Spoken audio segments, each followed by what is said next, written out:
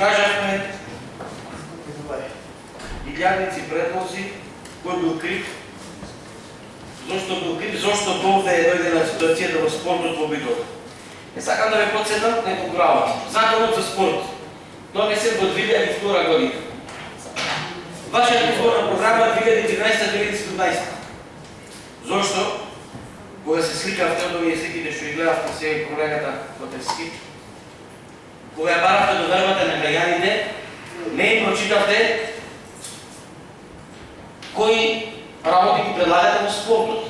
Значи, ова што го прочита во вашата изборна програма никаде, ама баш никаде не стои дека треба да се трансформираат спортските клуби во Битола во акционерски друштва. Значи, оние кои што се занимаваат со професионален спорт, го спомнувам ова затоа што законот веќе бил на сила во 2002 година, законот за спорт. Значи, вашата изборна програма, претходниот совет, па и овој совет, требало да предвиди на ваква можност. И сигурно ќе беше неколку години или претходно направено, и ние денес самаше да се расправи кој ќе спонзорира, кој ќе биде 100% акционер, дали општина Битола треба да остане собственик на спортските клубови, така натаму и така натаму. Не чува само како увод, меѓутоа една работа. Едно е да сакам, друго е да можам. Вие, почитувани колеги во вашите изборни програми, се уште ве болат рацете од носењето на тие манифести, решенија, дела, како ги викате таму, отчети, манифести. Значи, носете ни огромни тефтери каде што кажувате како работите во интерес на граѓаните. Денес го слушнав овој збор и токму заради тоа во интерес на граѓаните се да повторувам збор. Значи, да, во интерес на граѓаните ние ќе поддржиме оваа точка. Видејќи законот на обврзувањето, тоа го спомнаа моите колеги. Меѓутоа, зошто сме дојдени до ова терече? Зошто спортот во Битола е дојден до ова терече? Тоа е клучниот момент што денес ние го дискутираме овде. Голем дел од вас споменаа како во минатото нашата власт направила раздор во економијата. Не почитувани колеги. Ако денес имаме на вистина економијата на некое завидно ниво, ние ќе имаме спонзори. Од кого да бараме ние спонзор? Од предпријатијата, приватни кои што се на колена? Видете статистиката колку приватни фирми се затворени, колку дневно приватни фирми одат под стечај, колку се соблокирани живо сметки. Значи, оваа власт, вашата власт, централна, која што се рефлектира на локално ниво, значи дојде до ова терече. Фирмите живуркаат, одва и преживуваат, не да вложуваат во спортот. Тоа е едната работа, почитуваме колешки. Втората работа, ние имаме повеќе пати наши представници во парламентот, еве денес ке спомена овде предлог по законот за спорт да влезат трговските друштва, дали акционерство или приватно предпријатие да биде ослободено од некој данок. Тоа до сега не е сторено. Значи, секаде на запад, ако одредена фирма вложува во спортот, ќе биде ослободено од некој давач. Ние, вашата власт, значи, вашите закони кои што ги имате донесено, сега ќе споменам тука само да разјаснам градот, ослободува од делот каде што еден мал дел од данокот од добивка.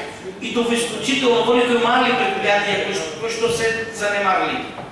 Значи, немаат луѓето можност да вложуваат. Толку заради тоа ние немаме спонзори, никој не е заинтересиран да вложува во спортот. Значи, мора да постои измена во законската регулатива.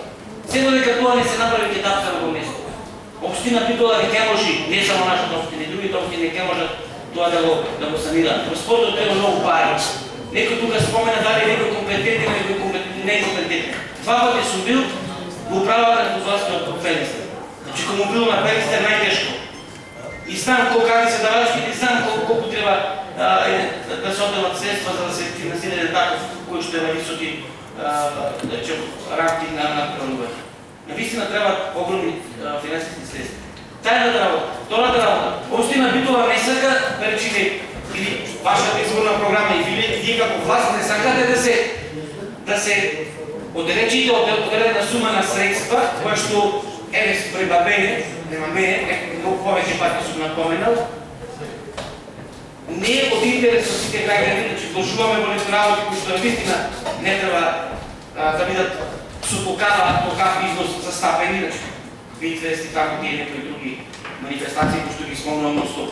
Ако таму намалевме нешто и спроглемевме во ставката на спорт, во буџетот ние денес имаме може повеќе пари, немаше спортските клубови да не бидат на вакво ниво. Тие се неколку предлози и сугестии што сакав да ги образложам. Вашата изборна програма повторно ќе ја спомена, бидејќи тука цело време вие велите ние 10 пати ги добивме избори. На каков начин колешката спомена на каков начин? Вие ве спомнувате само за изградба на некои трин патеки спортски игралишта, пинг-понг игралишта, не знам што. Никаде не спомнувате во изборната програма дека ќе помагате во помош спортна и со локални средства. Значи една од работите што имате споменато, последната точка во вашата изборна програма, дека спортистите ќе дават крводарителска акција што ќе помагат крводарителството во битот. Значи таа е одредите кои што треба спортот да се стигне на високо ниво. Почитувани колеги, пак ќе споменам, јас сакам да се качам на месечина. Меѓутоа не може. Вие кога ќе излезете пред граѓаните да ја барате довербата, ветувате све и свашто, прва и долина. Меѓутоа се оди на одговор. Значи ветувавте и базени затворени, и спортски сали, и стадиони, и оно што го спомена моите колеги повторно да спомнам, спортските екипи да бидат на високо ниво. Меѓутоа реалноста е друга. Реалноста е друга, значи од тоа нема ништо. Од тоа нема ништо. Вас вие побитно да изградите еден мост кој што кошта 100.000 евра. Вас ви беше побитно да го започнете оној саркофагот на Широксука кој што не е дограден, а се трошат средства. Вие започнате уште десетина други проекти кои што не се реализирани. И овој еден проект во спортот каде што верате дека ќе одиме во Европа, стигнате до нигде. Значи, многу пати сум потенциран. Ако нешто не можеме да го реализираме, да не го ветуваме, да не се чукаме погради и да не изгледаме пред граѓаните дека ние ќе направиме посмогнеме во општина Битола. Благодарам. Барем програма ние да